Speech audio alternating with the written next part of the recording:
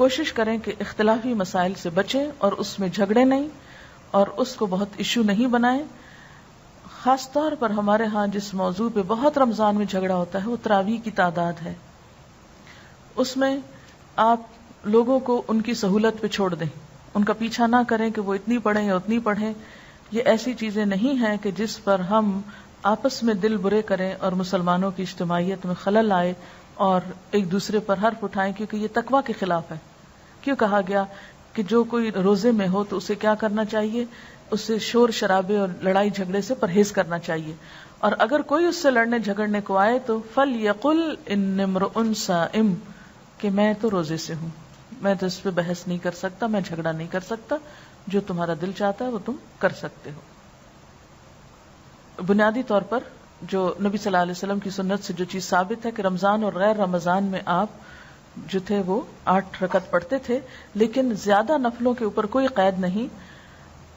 اگر کوئی 20 پڑھتا ہے یا آپ کسی مسجد میں پڑھتے ہیں اور وہاں 20 میں قرآن پاک کا سپارہ پورا ہو تو سپارے کو پورا کیجئے, اور اس میں 20 پڑھنے میں حرج نہیں ہے, اس کو 20 تک پڑھ جائیے.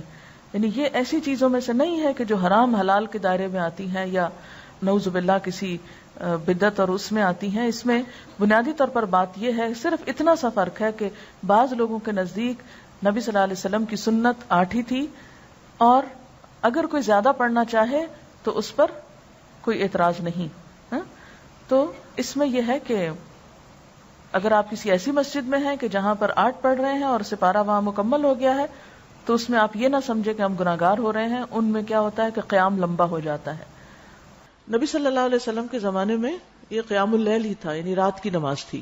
اور تراویح اس لیے کہتے ہیں کہ جب حضرت عمر رضی اللہ عنہ نے اس کی باقاعدہ جماعت کا آغاز کیا تو پھر 4 رکعت کے بعد لوگ تھوڑا سا آرام کرتے تھے. آرام سے مراد یہ کہ تھوڑا سانس لیتے, پھر اس کے بعد 4 اور پھر 4, تو اس لیے اس کا نام تراویح پڑا, یعنی وہ نماز جو تھوڑے تھوڑے وقفوں کے ساتھ ادا کی جاتی ہے. اور یہ نبی صلی اللہ علیہ وسلم کے قول اور فعل دونوں سے ثابت ہے. آپ اپنے صحابہ کو قیام رمضان کی ترغیب دیتے.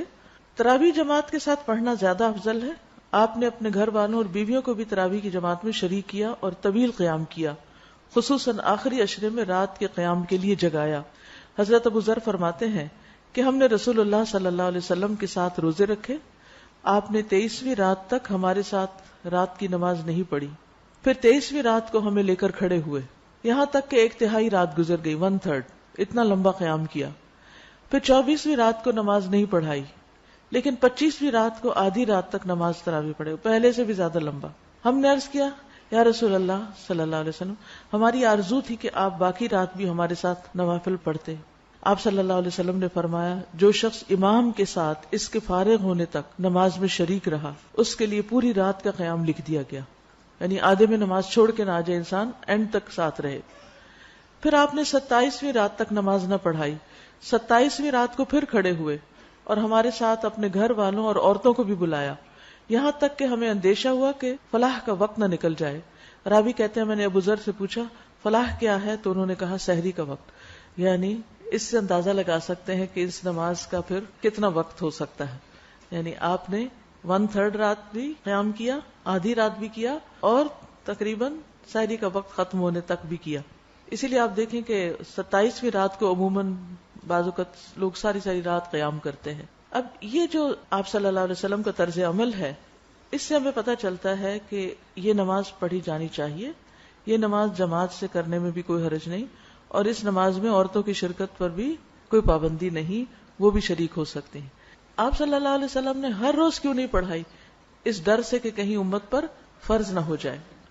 تراویح سے پہلے ان آیات کا ترجمہ پڑھ کر جائیں جو امام پڑھنے جا رہا ہو, یعنی جو سپارہ ہو اگلے دن کا اس کو ذرا ایک دفعہ دیکھ لیں کہ کیا آج پڑھا جائے گا, تاکہ خشوع و خضوع قائم رہے. نمازوں میں صرف نوافل کی تعداد پر نہیں بلکہ دل کی کیفیت اور خشوع پر بھی خاص توجہ دیں.